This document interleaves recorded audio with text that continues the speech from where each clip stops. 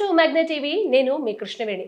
Singer ప్రవస్థి ఊహ తెలిసినప్పటి నుంచి తన పాటలతో రియాలిటీ షోస్లో, ప్రోగ్రామ్స్లో పాటలు పాడుతూ మనందరినీ అలరించి మన అభిమానాన్ని పొందిన అమ్మాయి ఈ మధ్య కాలంలో ఒక రియాలిటీ షో, ఒక వ్యవస్థకే అపోజిట్గా మాట్లాడుతూ తన బాధల్ని ప్రజలందరికీ తెలియజేసేలాగా ఒక వీడియో తీసింది. అప్పటి నుంచి స్టార్ట్ అయింది కౌంటర్ అటాక్లు, తన వర్షను ఇంకొకరి వర్షను ఇలా కొనసాగుతూనే ఉంది. అయితే అమ్మాయి అలా బయటికి రావడం తప్పని, ఇతరుల పరువును భంగం కలిగిస్తోందని ఇలా తనకు వ్యతిరేకంగా మాట్లాడుతున్న వాళ్ళు ఉన్నారు. అలాగే ప్రవస్థ చేసింది కరెక్టే, తన బాధ చెప్పుకుంది, ఇలాంటివన్నీ జరుగుతున్నాయంటూ తనకు సపోర్ట్ చేసే వాళ్ళు ఉన్నారు. టోటల్గా ఈ అంశాన్ని మనకు తెలిసినట్టుగా కాకుండా లీగల్గా ఎలా చూడొచ్చు అనే విషయాన్ని తెలియజేయడానికి ఈరోజు మనతో పాటు ప్రముఖ అడ్వకేట్ జయంతి గారు ఉన్నారు. మేడంతో మాట్లాడతాం. మేడం నమస్తే. నమస్తే కృష్ణవేణి. మేడం, అసలు ఒక అగ్రిమెంట్ అంటున్నారు, దాని మీద సిగ్నేచర్ చేసావు కదా, అప్పుడు చూడలేదా అనేసి ప్రవస్థి మాట్లాడిన దానికి కౌంటర్ అటాక్గా అటు వాళ్ళు మాట్లాడారు. అయితే ఫస్ట్ ప్రవస్థి అసలు సంతకం చేసింది, ఏం చేసింది అనేది ఒకసారి ప్రవస్థికి ఫోన్ చేసి తెలుసుకునే ప్రయత్నం చేద్దాం మేడం. షూర్, తప్పకుండా.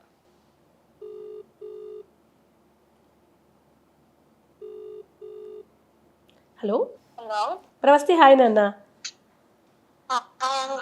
ఎలా ఉన్నావు తల్లి?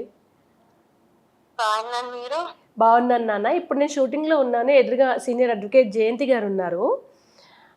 ఇప్పుడు చాలామంది డిఫర్మేషన్ కేసు వేయాలి, ప్రవస్థి ఆల్రెడీ సిగ్నేచర్ చేసింది దాని మీద, ఇంకా అలా మాట్లాడొద్దు, బయటకు వచ్చి తను అన్నిటి కండిషన్స్ ఒప్పుకొనే సిగ్నేచర్ చేసింది కదా, సంతకం పెట్టిందని మాట్లాడుతున్నారు. అసలు ఏం జరిగింది నాన్న? నువ్వు ఫామ్ మీద సంతకం పెట్టావా? పెట్టే ముందు చదివావా? అండ్ యాక్చువల్లీ అగ్రిమెంట్ ఇచ్చారు. ఇచ్చినప్పుడు మాకు అసలు టైం ఇవ్వలేదు చదవడానికి, లేకపోతే ఫోటో తీసుకోవడానికి, దేనికి టైం ఇవ్వలేదు. సో సైన్ చేసి ఇచ్చాను అని చెప్పారు. ఇంకా అవి హ్యాడ్ టు, ఇంకా మా దగ్గర ఆప్షన్ లేకుండే. సో తమిళ రియాలిటీ షోస్ లో అయితే మేము ఫోటో తీసుకోవడం అవన్నీ జరిగింది అక్కడ, కానీ ఇక్కడ అసలు టైం ఇవ్వలేదు.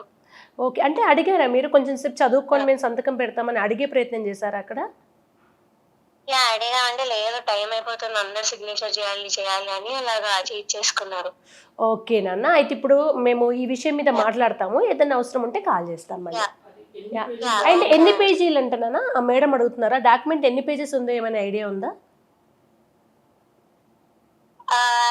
2 pages ఉందండి. 2 pages ఉండేనా? అంటే ఫ్రంట్ బ్యాక్ కలిపి 2 pages, ఫ్రంట్ బ్యాక్ కలిపి 4 లాగా కౌంట్ చేయొచ్చా? Maximum 3 to 4 pages. 3 to 4 pages. Okay okay నాన్న. దానికంటే ఎక్కువ లేదు. ఓకే తల్లి, ఓకే తల్లి, బాయ్ నాన్న, బాయ్ బాయ్. అది మేడం పరిస్థితి. అడిగితే ఇవ్వలేదు, బట్ తమిళ్ రియాలిటీ షోస్లో మాత్రం మేము ఫొటోస్ తీసుకోవడానికి కూడా పర్మిషన్ ఇచ్చారు అంటారు.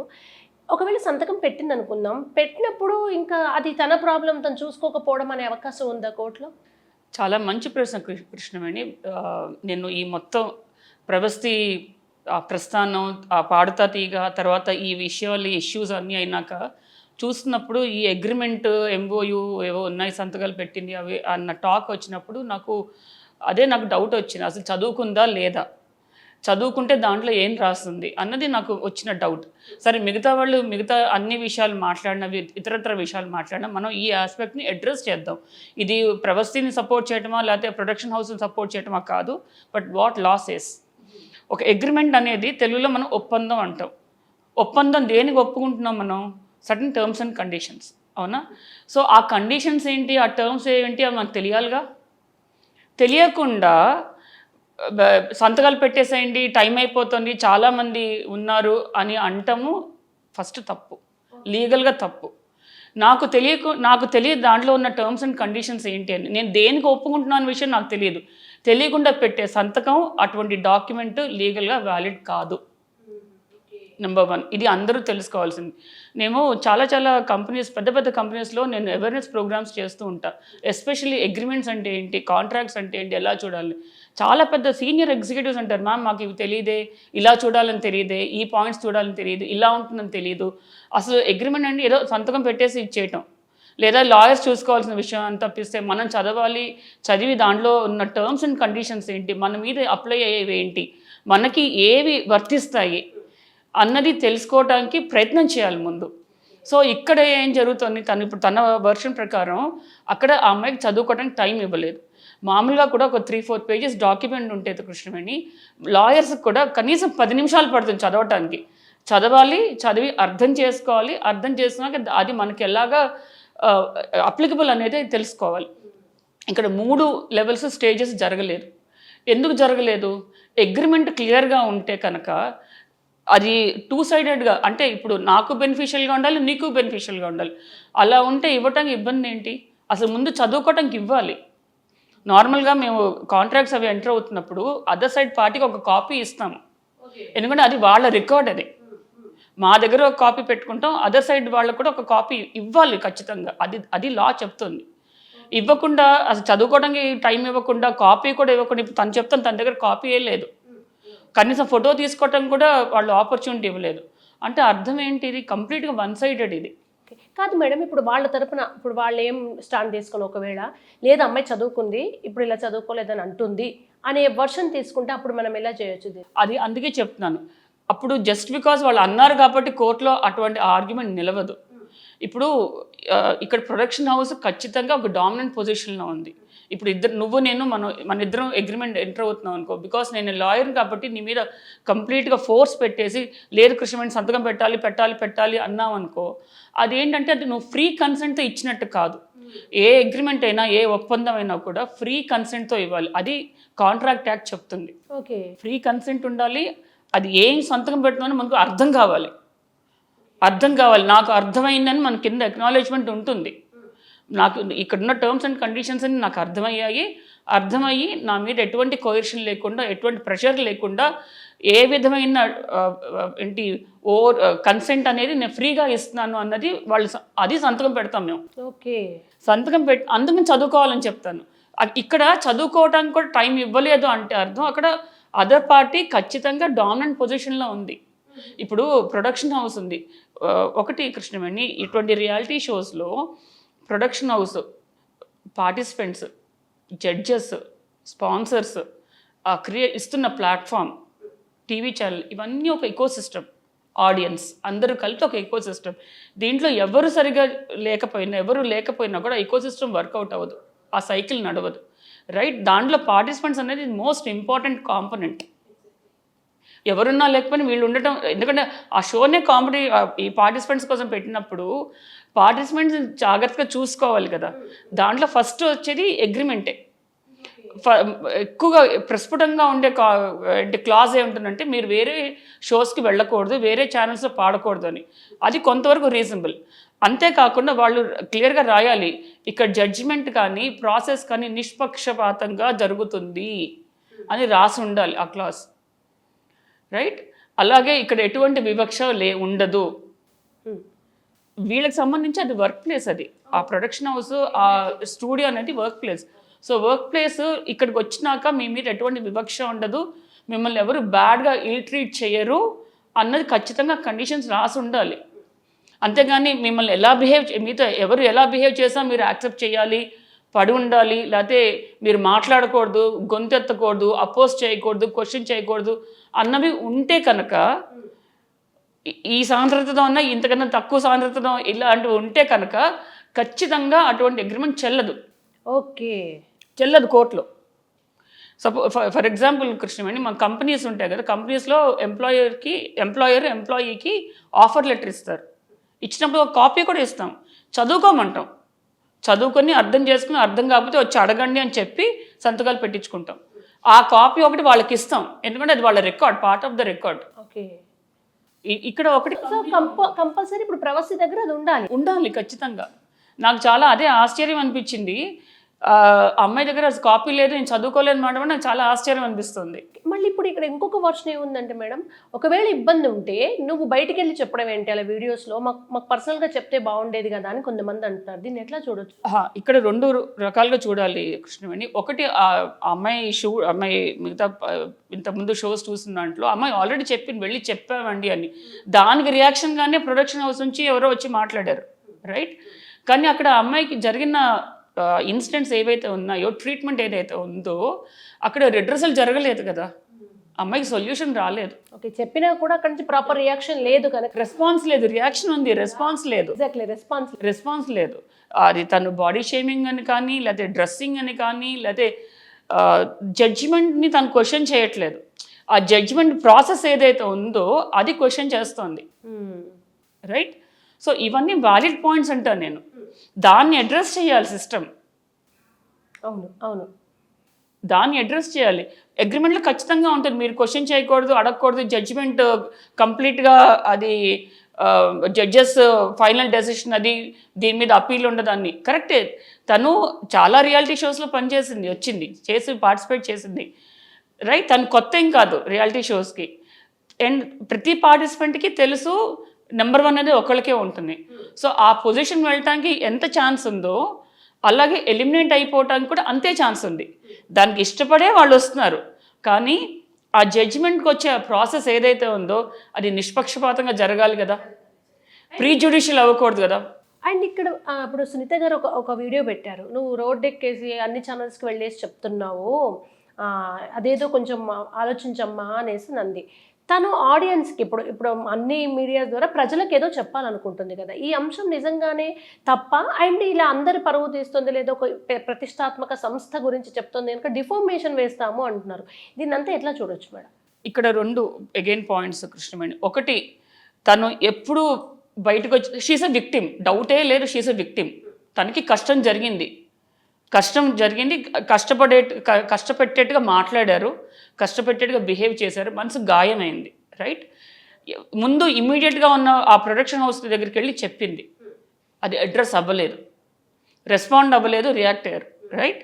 అలాగే బయటకు వచ్చినాక కూడా ఆ అమ్మాయి పెట్టగానే వీడియోస్ వచ్చేసాయి.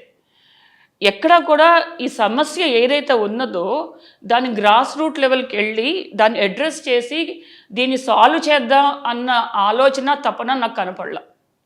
నువ్వు అన్నావు కాబట్టి నేను అంటా, నువ్వు ఒకటన్నావు నేను 2 అంటా. అండ్ డెఫినెట్లీ ఇప్పుడు జడ్జెస్ కానీ లేకపోతే ఆ ప్రొడక్షన్ హౌస్ కానీ they are in dominant position. అక్కడున్న జడ్జెస్ ముగ్గురు కూడా ఖచ్చితంగా డౌటే లేదు, they are world famous and ప్రతి అడుగు వేసుకుంటూ వచ్చారు, ఆ పొజిషన్కి వచ్చారు, డౌటే లేదు. Doesn't mean that they have license to talk whatever it comes to their mouth. కష్టపడి వచ్చినంత మాత్రం ఏదే పడితే అది మాట్లాడడానికి లేదు. జడ్జి అనేది ఇప్పుడు మా కోర్టులో కూడా జడ్జెస్ అనేవాళ్ళు చాలా ఏంటంటే నిబద్ధతతో, చాలా కంట్రోల్డ్గా, చాలా కేర్ఫుల్గా మాట్లాడతారు.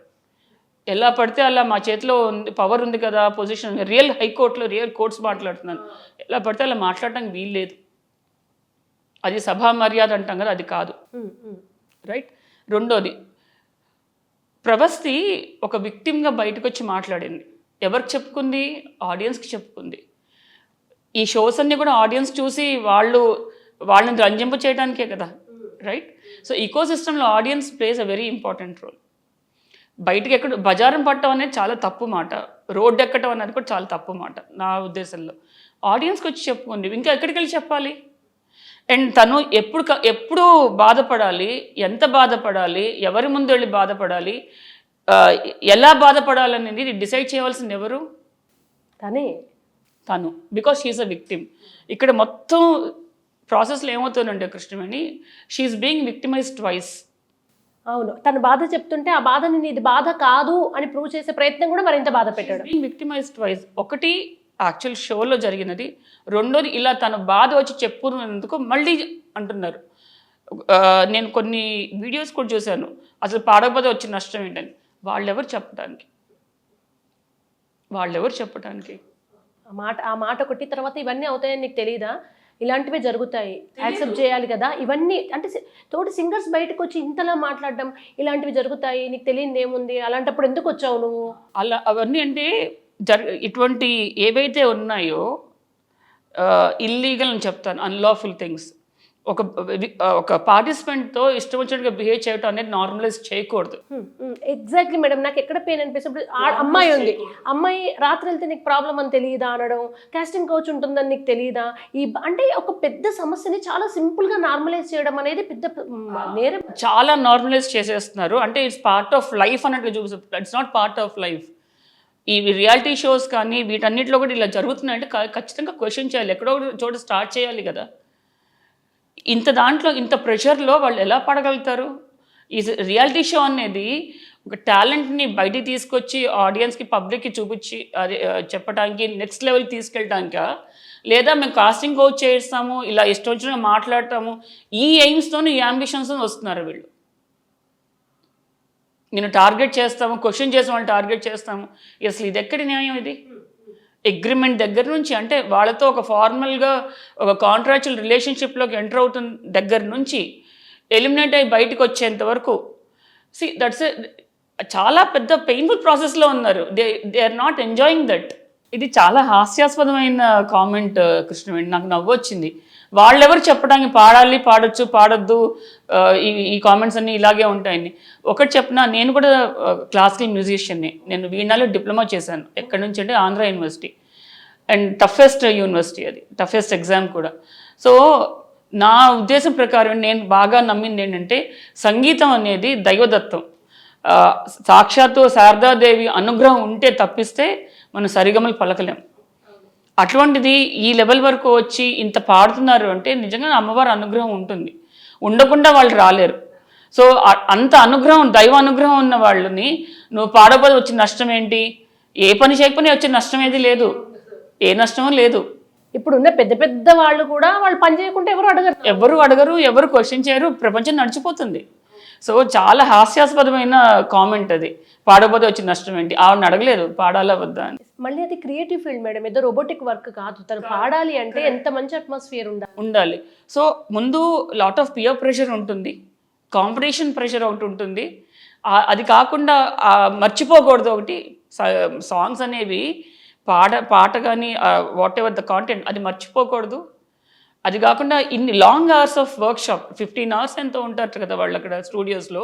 సో ఇవన్నిటి మీద చూసినప్పుడు ఎంత కండ్యూసివ్ ఎన్వైరన్మెంట్ క్రియేట్ చేయాలి వాళ్ళకి. అండ్ అక్కడ పార్టిసిపేట్ చేస్తున్న మిగతా పిల్లల నుంచి, కొంతమంది సింగర్స్ నుంచి ఇలా వీడియోస్ పెట్టించడం అంతా బాగానే ఉంది అనడం కూడా. ఇప్పుడు ఆ అమ్మాయి అనేది ఏంటంటే, వాళ్ళు దే ఆర్ ఇన్ షో, వాళ్ళు నెగిటివ్గా చెప్పరు, వాళ్ళకి ప్రాబ్లం అవుతుంది, వాళ్ళు ఎందుకు నాకు సపోర్ట్ చేస్తారు అనేది ప్రవస్తి వాదన.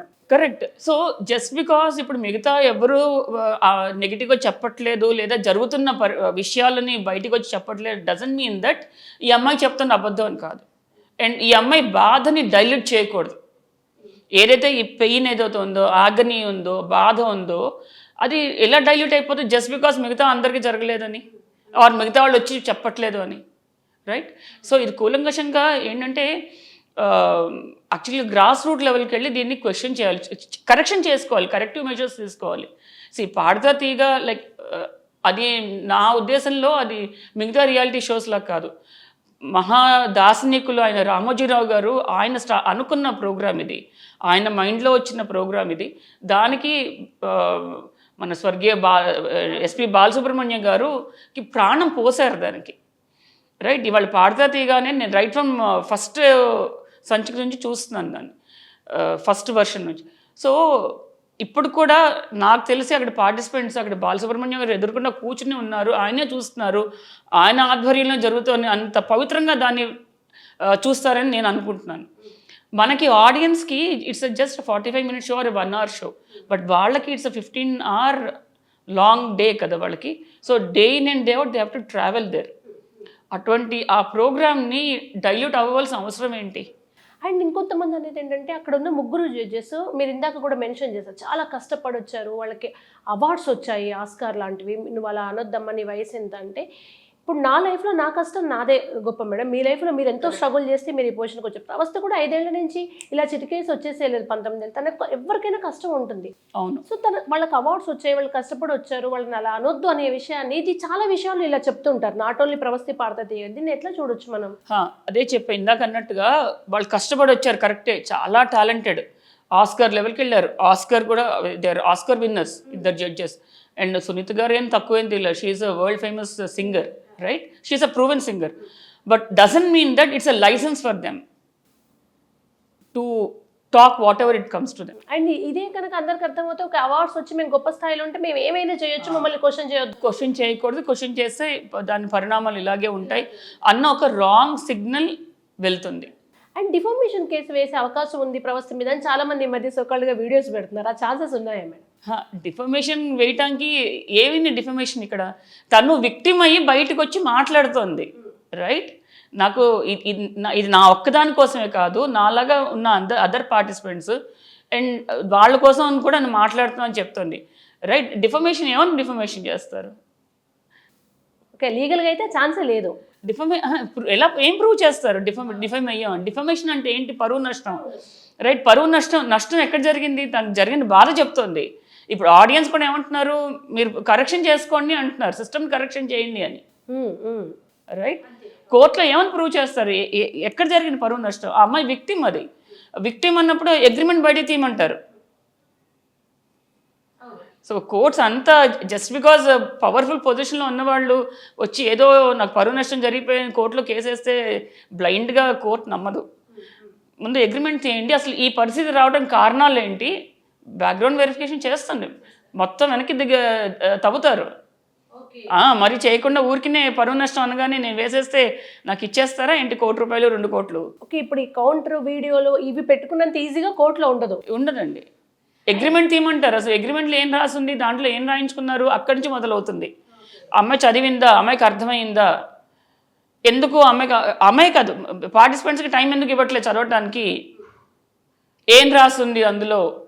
ఒకవేళ ఇన్ కేస్ అది వన్ సైడెడ్గా, ఒకవేళ అమ్మాయి చదువుకుంది నాకు అర్థమైన సంతకం పెట్టినా కూడా అది కనుక వన్ సైడెడ్ అయి ఉంటే ఖచ్చితంగా కోర్టు కొట్టేస్తుంది. అగ్రిమెంట్ అది వ్యాలిడ్ కింద తీసుకోదు. ఓకే. అండ్ మేడం, ఇక్కడ ప్రధానంగా మనం అందరం మర్చిపోతున్న విషయం, మీలాంటి వాళ్ళు చెప్పాల్సిన విషయం ఏంటంటే, నువ్వు ఇలా తొందరపడుతున్నావు అని అన్నారు. ఇప్పుడు నేను 18 ఏళ్లకు రియాక్ట్ అయినట్టుగా 40 ఏళ్లకు నేను రియాక్ట్ అవ్వను. ఒకే విషయాన్ని నేను చాలా మెచ్యూర్డ్గా డీల్ చేస్తాను. షీఈ్ జస్ట్ 19 ఇయర్స్ అమ్మాయి. ఒక టీనేజ్కి సంబంధించిన పిల్లలతో లేదా చిన్న పిల్లలతో షో కండక్ట్ చేస్తున్నప్పుడు వాళ్ళు మీరు ఇలా ఇంత మెచ్యూర్డ్గా ఉండాలి, ఎదుటాలు చెప్తే వినాలంటే తీసుకోరు. ఆ ఏజే చాలా ఫ్లక్చువేషన్స్తో ఉంటాయి. కాలేజ్లో, స్కూల్స్లో ఎంత తొందరపడి సూసైడ్స్ దాకా వెళ్తున్నారు. అటువంటిప్పుడు ఒక సైకలాజికల్గా కౌన్సిలింగ్ ఇచ్చేవాళ్ళు, లేకుంటే పిల్లల్ని చాలా సెన్సిటివ్గా సైకలాజికల్గా డీల్ చేసే మెచ్యూరిటీ కూడా ఉండాలి కదా. సాంగ్స్లో ప్రొఫెషనలిజం కాకుండా మానసిక నిపుణులుగా కూడా ఉండాల్సి ఉంటుంది. బాలసుబ్రహ్మణ్యం గారు కూడా చేశారు కదా, ఆయన వేరియస్ ఏజెస్ వాళ్ళతో చేశారు. చిన్నపిల్లలతో చేశారు, టీనేజర్స్తో చేశారు, ఎస్టాబ్లిష్ అయిన వాళ్ళు చేశారు, పెద్దవాళ్ళతో కూడా చేశారు. బట్ ఇన్ని ఇయర్స్ ఆఫ్ పాడుతా తీయగాల్లో ఒక్క రిమార్క్ రాలేదు. ఆయన ఒక పర్టికులర్ ఇంటర్వ్యూలో నేనే చూశాను. ఆయన ఈ పాడుతా తీయగాని నా మానసపుత్రిక అని చెప్పారు. అండ్ ఈ పర్టికులర్ షో కోసం నేను చాలా ఇంటర్నేషనల్ ప్రోగ్రామ్స్ మానేసుకున్నారట, ఇంటర్నేషనల్ టూర్స్ మానేసుకున్నారట, ఆయన చెప్పగానే విన్నాను. సో అంత ఇంపార్టెన్స్ దానికి, అంత శాంక్టిటీ ఇచ్చినాక దాన్ని డైల్యూట్ చేయడానికి ఎవరైనా ఎలా చేస్తారు? అండ్ నేను జడ్జిమెంట్ ఇచ్చినప్పుడు కూడా ఒక సైకాలజిస్ట్లా బిహేవ్ చేసేవారు. వాళ్ళు ఎలా వాళ్ళని కాంప్లిమెంట్ ఇవ్వడం, జోకులు చేయడం, పిల్లలతో అయిన స్థాయి నుంచి అంత దిగొచ్చి పిల్లల్ని అప్రిషియేట్ చేయడం, వాళ్ళు ఓడిపోతే కూడా ఓడిపోయిన విషయాన్ని కూడా చాలా మెత్తగా చెప్తూ వాళ్ళని ఎంకరేజ్ చేయడం, ఇదంతా ఒక ప్రాసెస్ కదా ఇది. అంతేకాకుండా ఈ ఓటమి ఇక్కడితో ఆగిపోదు, నెక్స్ట్ ఇంకా చాలా ఉన్నాయి. ఇంకా మీకు చాలా మంచి భవిష్యత్తు ఉందని use to give lot of counselling కూడా. సో అది కదా ఎక్స్పెక్ట్ చేస్తుంది పార్టిసిపెంట్స్ వీళ్ళందరి దగ్గర నుంచి, జడ్జెస్, ఈ ఇంత లెవెల్కి వెళ్ళిన జడ్జెస్ అందరి దగ్గర నుంచి వాళ్ళు అంత బ్యాలెన్స్డ్గా దే ఎక్స్పెక్ట్. ఈవెన్ పేరెంట్స్ కూడా అదే ఎక్స్పెక్ట్ చేస్తారు. అండ్ మీరు ఈ మన మ్యాగ్నమ్ ముఖంగా ప్రవస్థికి ఏం చెప్తారు, లేదా ప్రవస్థిలాగా సఫర్ అవుతూ బయటికి రాని వాళ్ళకి ఏం చెప్తారు, ఆడియన్స్కి ఏం చెప్తారు, మేనేజ్మెంట్ ఏ వ్యవస్థకు అయితే ఆపోజిట్గా ప్రవస్థి మాట్లాడుతుందో వాళ్ళకి ఏం చెప్తారు? ఇక్కడ కొన్ని సజెషన్స్ అయితే నేను ఇవ్వదలుచుకున్నాను కృష్ణవేణి. ఒకటి, డాక్యుమెంట్ సంతకం పెడుతున్నప్పుడు ఏదైనా సరే చదవడం అనేది చాలా ఇంపార్టెంట్. ఎందుకంటే చదివి అర్థం చేసుకోవాలి. చేసుకున్నాక అది వన్ సైడెడ్గా ఉంటే కూడా క్వశ్చన్ చేయాలి, తప్పు లేదు. ఐ నో అది చాలా చాలా ఇంప్రాక్టికబుల్, బికాజ్ అదర్ సైడ్ ఉన్న వాళ్ళు ఏంటంటే చాలా డామినెంట్ పొజిషన్లో ఉంటారు, ఆ వేదిక వాళ్ళది. అండ్ వీళ్ళ పిల్లల మీద చాలా ప్రెషర్ ఉంటుంది. ఎందుకంటే వాళ్ళు కూడా పాపం ఇప్పుడిప్పుడే దే ఆర్ బడ్డింగ్ ఆర్టిస్ట్, వాళ్ళకి ఒక ప్లాట్ఫామ్ కావాలి, ఒక విజిబిలిటీ కావాలి, నెక్స్ట్ లెవెల్కి వెళ్ళాలి అని. ఆ క్రమంలో వాళ్ళు దాంట్లో ఏముందని చూసుకోరు. ఓకే సంతకం పెట్టేయమన్నారు కదా, నమ్మకంతో పెడతారు, ఆ నమ్మకంతోనే ఆడతారు. అండ్ తర్వాత అగ్రిమెంట్లో ఉంది, నువ్వు ఒప్పుకున్నావు అంటారు. కానీ అగ్రిమెంట్లో ఉన్నది ఒప్పుకున్నాను, సంతకం పెట్టాను, సంతకం కరెక్టే, కానీ చదివి పెట్టిందా, చదవకుండా పెట్టారా, చదివితే దాంట్లో వన్ సైడెడ్గా ఉందా? మళ్ళీ చెప్తున్నాను, ఈ టీవీ షూట్ ద్వారా కూడా చెప్తున్నాను, దయచేసి చదవండి. ఇప్పుడు చిన్నపిల్లలు అనుకోండి, పేరెంట్స్ చదివి చూసుకోండి దాంట్లో ఏం రాస్తున్నాయని. అర్థం కాకపోతే అడగండి. అసలు ఈ ప్రొడక్షన్ హౌస్ వాళ్ళే కొంత టైం ఇవ్వాలి వాళ్ళు చదువుకోవడానికి, 10 నిమిషాలు, పావు గంట, 20 నిమిషాలు. అర్థం కానీ చెప్పాలి, మాకు అర్థం కాలేదండి అని అడగగలిగే అంత మెచ్యూరిటీ వాళ్ళు చూపించగలగాలి. అవును, ఆ టైం కూడా ఇవ్వాలి అర్థం చేసుకోవడానికి. అది లీగల్ డాక్యుమెంట్ కదా, మాకే ఒక 10 నిమిషాలు పడుతుంది చదవటానికి, చదివి అర్థం చేసుకోవడానికి. మరి పాపం వాళ్ళకి ఎలా ఉంటుంది?